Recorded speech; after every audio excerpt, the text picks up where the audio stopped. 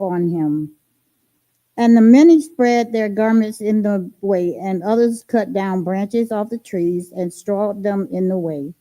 And they that went before and they that followed cried, saying, Hosanna, blessed is he that cometh in the name of the Lord.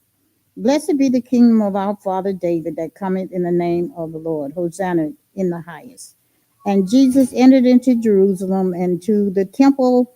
And when he had looked around about upon all things, and now the eventide was come, and he went out unto Bethany with the 12. Our lesson is today. I was thinking about on yesterday, the 12th of April, really began Passover at sunrise on the 12th for this year, 2025, is the beginning of Passover. So this lesson is very much, it uh, takes us back to that time, right before the Easter, where a lot of at this time in the year, a lot of the Jews and whatever went to Jerusalem for this particular event. And from my understanding, it was probably like 2 million people that gather there every year for this special event. And our topic for the day is the one who comes, is that this is the time that Jesus was traveling to Jerusalem. He knew what was in store for him.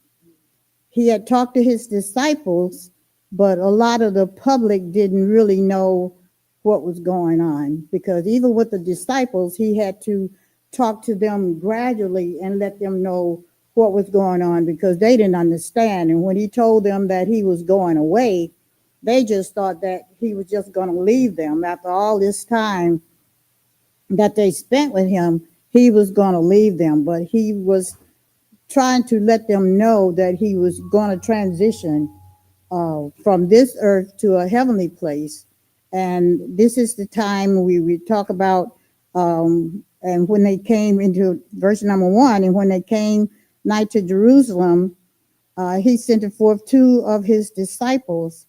They had stopped there for a while, and I think what had really happened was that Jesus had gone to the place where Lazarus, where he had raised Lazarus, and they had a celebration there. And the next morning, there was a multitude of people that had heard that Jesus was in the vicinity, so they began to follow him.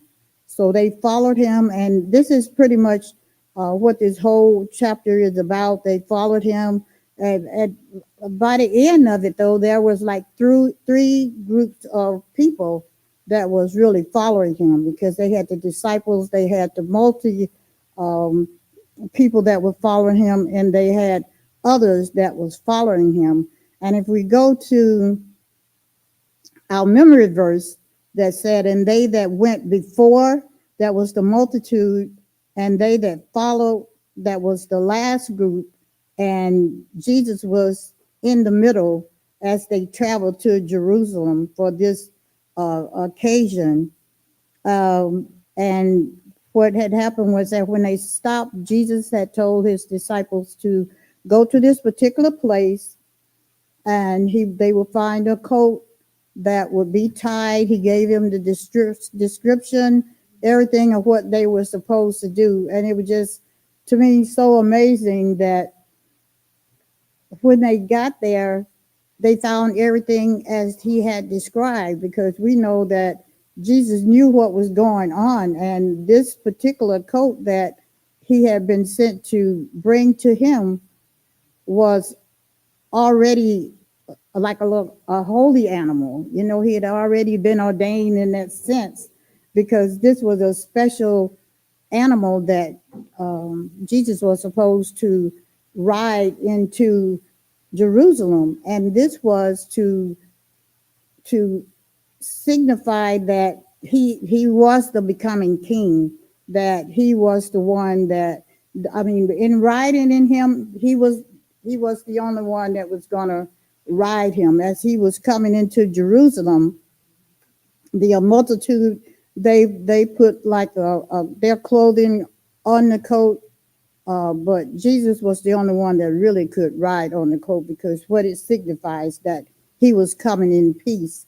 There was one other, I think, occasion when they had entrance pretty much as this. There was another king that had this, they had given him this same type of celebration.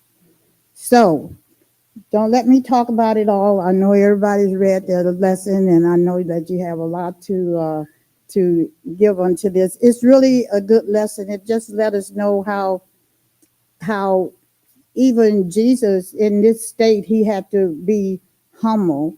You know, and with everything else, a lot of people knew um, that he was coming. They knew who he was because in Zechariah he had already uh, told how he was going to come. He was going to come in humble. He was going to do all this, but still there was a lot of people that didn't believe that this was the person that was going to be their leader. Because when Jesus was born, he wasn't born in a castle of greatness or whatever. He was born in a stable, so he never really showed to anybody that he was mightier than anybody else. You know, he was humble. He was born humble in a manger, and to this day, you know, he's still with us.